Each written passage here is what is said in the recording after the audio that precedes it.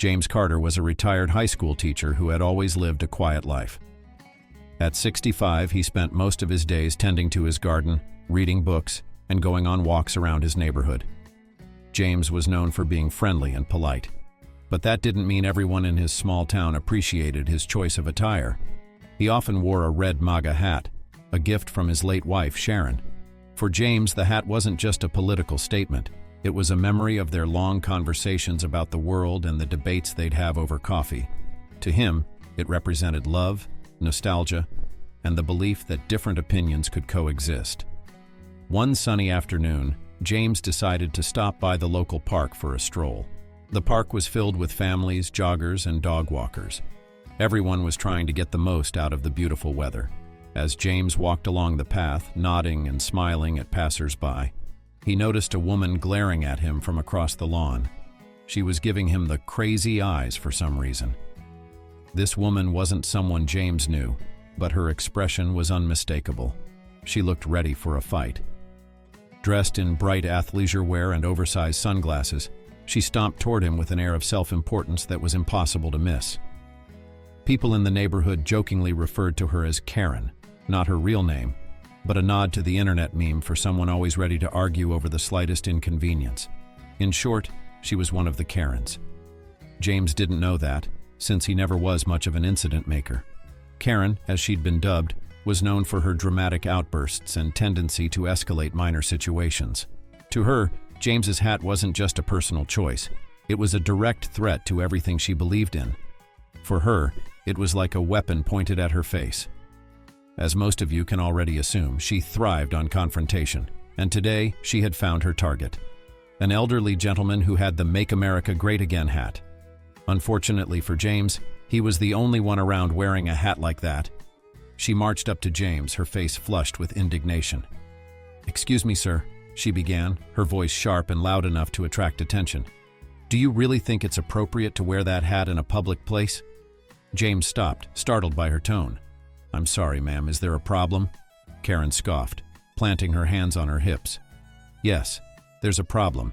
That hat represents hate and division. You're making people uncomfortable just by being here." James's expression softened. "I'm sorry if it offends you, but it's just a hat. I'm not here to bother anyone." Karen rolled her eyes dramatically, her tone dripping with sarcasm. "Oh, sure, just a hat. That's what they all say. Meanwhile, people like you are spreading hate everywhere you go." By now, a small crowd had started to gather. Some people whispered among themselves while others pulled out their phones to record the confrontation. James, feeling the weight of the stares, tried to de-escalate the situation. "Ma'am, I'm just here for a walk. I don't mean any harm," he said calmly, all while still having a warm smile on his face. Karen, however, was not interested in calming down. She jabbed a finger in his direction. "If you won't leave, I'll make you leave," she snapped, pulling out her phone and dialing 911. "Yes, I'd like to report a disturbance at the park. There's a man here causing trouble and making people uncomfortable. He's wearing a MAGA hat. Yes, I'm serious." James stood silently, his hands in his pockets as the crowd murmured in disbelief. Some people shook their heads while others recorded the escalating situation. Within minutes, a police car pulled up, and 2 officers stepped out. The tension in the air was palpable as the officers approached James and Karen. "What seems to be the problem here?" one officer asked. Karen immediately launched into her version of events. "This man is creating a hostile environment," she said, gesturing wildly. "Look at what he's wearing.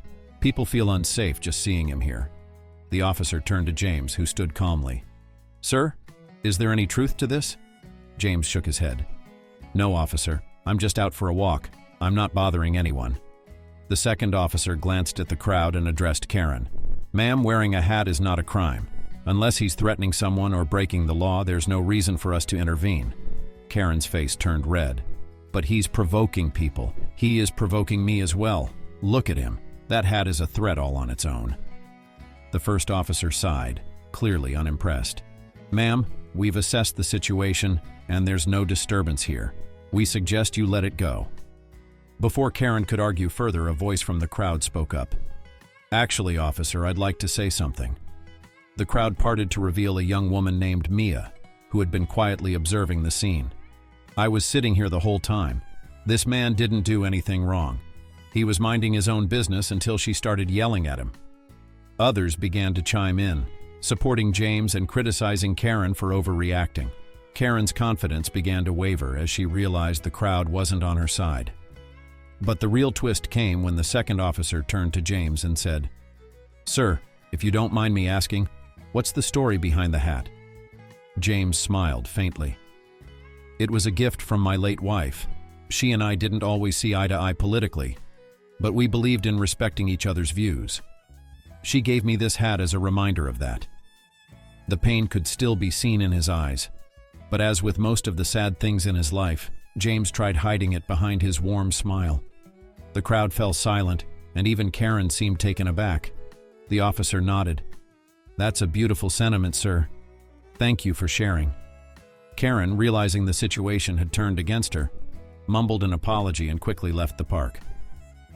The officers were thinking about citing her for wasting their time, but they also saw that she punished herself, without needing any of their help. As she walked away, humiliated by her own actions and her own Karen-ness, someone in the crowd called out, "Next time think before you act." James continued his walk, the crowd dispersing around him.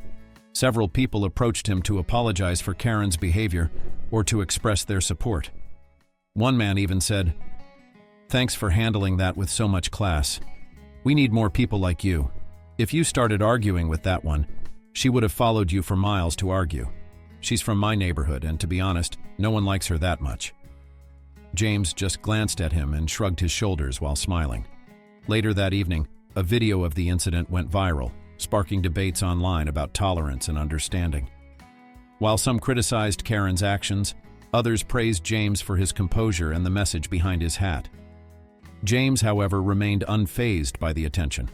To him, it wasn't about making a statement or proving a point. To him, the incident he had wasn't even an incident to begin with. He wasn't someone to carry resentment and hate in his heart.